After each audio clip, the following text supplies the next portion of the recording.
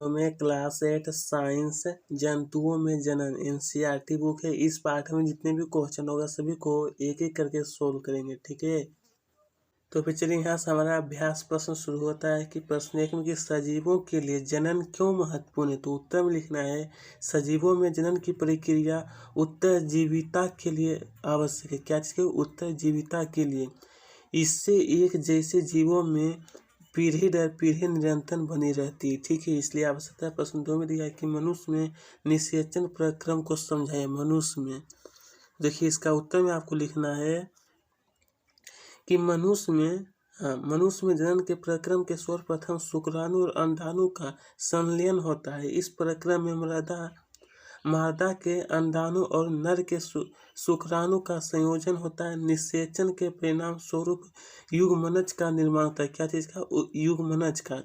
नई संतति में कुछ लक्षण माता तथा कुछ लक्षण पिता के वंशानुगत होते हैं।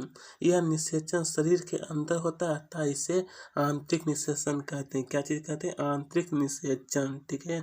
प्रश्न 3 में हमारा पूछा गया है कि सर्वोचित उत्तर दीजिए। मतलब ऑब्जेक्टिव प्रश्न है कि आंतरिक निषेचन होता है। आंतरिक निषेचन होता है। यहाँ पर ऑप्शन हमारा दिया गया है कि मादा शरीर के अंदर, मादा शरीर के बाहर, नर शरीर के अंदर, नर शरीर के बाहर। तो ये हो जाएगा हमारा मादा शरीर में क्या होता है? मादा शरीर में। देखिए प्रश्न 2 में हमारा पूछा गया है कि एक टेडपोल जिस प्रक्रम द्वारा वयस्क में विकसित होता है वह क्या कहलाता है हमारा? तो ये जो है कार्यांतरण। क्या कहलाता है? कार्यांतरण, ठीक है। गो में दिया है कि एक युग्मनज में पाए जाने वाले केंद्रकों की संख्या होती है। केंद्रकों की संख्या कितनी होती है? तो इसमें हो जाएगा हमारा एक। कितना होता है जी? एक। यहाँ पे एक में आपको टिक लगा देना है, ठीक है। चलिए अब इसके आगे देखते हैं हम लोग। देखिए प्रश्न संख्या 4 में हमारा पूछा गया है कि निम्नलिखित कथन सत्य मतलब ट्रू, असत्य मतलब फॉल्स संकेत में आपको बताना है कि अंड प्रजक जंतु विकसित शिशु को जन्म देता है। देखिए 1 नंबर हमारा हो जाएगा फॉल्स। क्या हो जाएगा? फॉल्स। अब 2 में दिया कि प्रत्येक शुक्राणु एक एकल कोशिका होता है। ये क्या हमारा? ट्रू। क्या है? ट्रू। चलिए अब दिया है इसके आगे हम लोग देखते हैं। अब दिया है कि मेढक में बाह्य निषेचन होता है। तो ये भी हमारा ट्रू है। अभी कि वह कोशिका जो मनुष्य में नए जीवन का प्रारंभ करता है युग्मक कहलाती है। युग्मक कहलाती है। तो ये भी हमारा ट्रू है। क्या है? ट्रू मतलब सत्य। निषेचन के पश्चात दिया गया अंडा एक एकल कोशिका होता है। तो ये हो जाएगा हमारा फॉल्स। क्या होगा जी? फॉल्स। सॉरी गलती हो गई। ये हो जाएगा हमारा ट्रू। क्या होगा? ट्रू। और देखिए 6 नंबर में हो जाएगा हमारा फॉल्स। में सिर्फ उत्तर बता रहा हूँ। 6 का फॉल्स हो जाएगा। 7 नंबर भी फॉल्स हो जाएगा। 8 नंबर हमारा ट्रू हो जाएगा। 9 नंबर ट्रू होगा। 10 नंबर फॉल्स होगा, ठीक है। आपको सिर्फ लिख लेना है और कुछ नहीं करना है। यहाँ पर देख सकते हैं इसका उत्तर भी दिया गया है।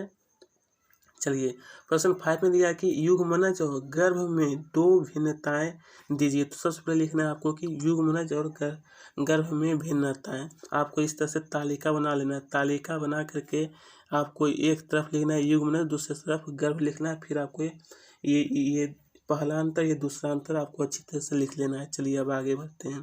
प्रश्न 6 में पूछा गया कि अलैंगिक जनन की परिभाषा लिखिए। जंतुओं में अलैंगिक जनन की 2 विधियों का वर्णन की। तो सबसे पहले परिभाषा, वह जनन जिसमें केवल एक ही जनक नए जीव को जन्म देता है अलैंगिक जनन कहलाता है। इसमें 2 लिंगों की आवश्यकता नहीं होती है। अलैंगिक जनन की 2 विधियां निम्नलिखित हैं। पहला तो है मुकुलन, दूसरा क्या होता है? विखंडन। ये पहला दूसरा आपको अच्छी तरह से लिख लेना है। चलिए अब आगे बढ़ते हैं। प्रश्न 7 में दिया है कि मादा के किस जनन अंग में भ्रूण का रोपण होता है। तो लिखना है कि मादा के गर्भाशय में भ्रूण का रोपण होता है।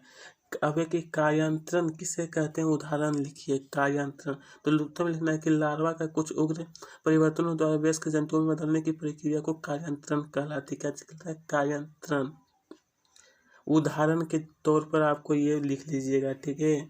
चलिए प्रश्न संख्या 9 हम लोग देखते हैं। चलिए प्रश्न संख्या हमारा 9 था कि आंतरिक निषेचन एवं बाह्य निषेचन में करा भेद करने के लिए, मतलब उसमें अंतर।